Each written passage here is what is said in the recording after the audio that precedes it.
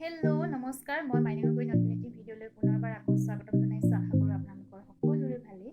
আজি ঘৰত থাকি কি কৰোঁ কি নকৰোঁ লাগিলে ভাবিলোঁ দুটামান পকা মিঠৈকে বনাওঁ। আৰু মই পকা মিঠৈ কেনেকৈ কি কৰি বনালোঁ আপোনালোকক সকলোখিনি ভিডিঅ'ৰ জৰিয়তে দেখাই আছোঁ। আপোনালোকে ভিডিঅ'টো শেষলৈকে চাই থাকিব। এয়া মই ফুটা খৰাহী এটা লৈছোঁ আৰু এনেকৈ মই চাউলখিনি আধা ঘণ্টামান তিয়াই ৰাখিলোঁ। আৰু এতিয়া চাউলবোৰ সম্পূৰ্ণ ভিজি গ'ল আৰু কোমল হৈ গ'ল চাউলবোৰ। এতিয়া মই পিচিবৰ কাৰণে এনেকৈ এতিয়া খৰাহীটোত টুকি ল'ম। যিহেতু ফুটা খৰাহী হ'লে ভাল হয়, পানীটো ফুটা দি ওলাই যাব। আৰু মই এনেকৈ ধুনীয়াকৈ টুকি লৈছোঁ চাউলবিলাক, যাতে মিক্সিত খুন্দিবলৈ ভাল হয়।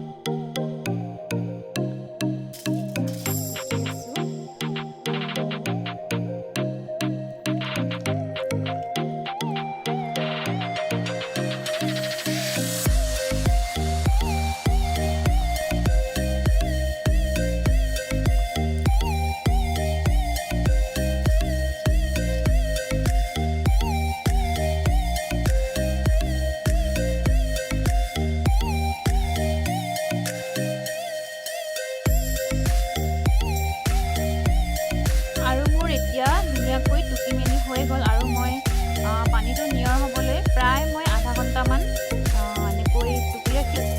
তাৰপিছত মই এনেকৈ এতিয়া মিক্সি বাতি এটাত ধুনীয়াকৈ ভৰাই ল'ম আৰু মিক্সিত দি পেলাই পিচি ল'ম। পিচি লৈ যিটো পিঠা গুড়ি ওলাব, সেই গুড়িটোৰ পৰা মই গুড় পগাই পেলাই মিঠৈ বনাম। আৰু এতিয়া মই কৰি যাওঁ, আপোনালোকে ভিডিঅ'টো শেষলৈকে চাই থাকিব। মই কেনেকৈ কি কৰিছোঁ সেয়া মই এতিয়া মিক্সি বাতিত ভৰাই আছোঁ চাউলবিলাক। আৰু এনেকৈ মই এতিয়া পিচি ল'ম আৰু এনেকৈ এখন ধুনীয়া কলপাত পাৰি পেলাই মই চালনী দি ধুনীয়াকৈ চালি ল'ম।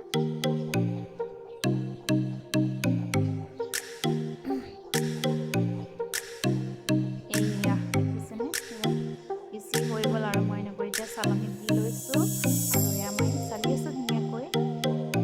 মিক্সিত দিলে বৰ ধুনীয়া হয় আৰু যিহেতু এনেকৈ তিয়াই ৰখা চাউলৰ মিঠৈটো খাবলৈ খুব সোৱাদ লাগে, এইকাৰণে মই এনেকৈ বনাওঁ।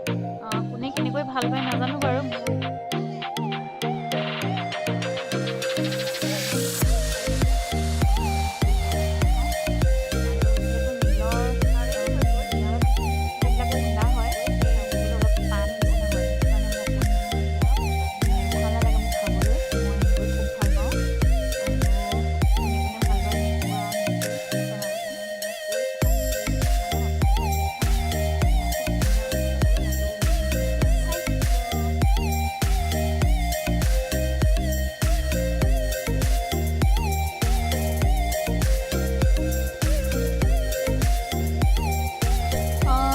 পকা মিঠৈ ৰেডি আৰু ধুনীয়াকৈ বনি গ'ল মোৰ পকা মিঠৈ।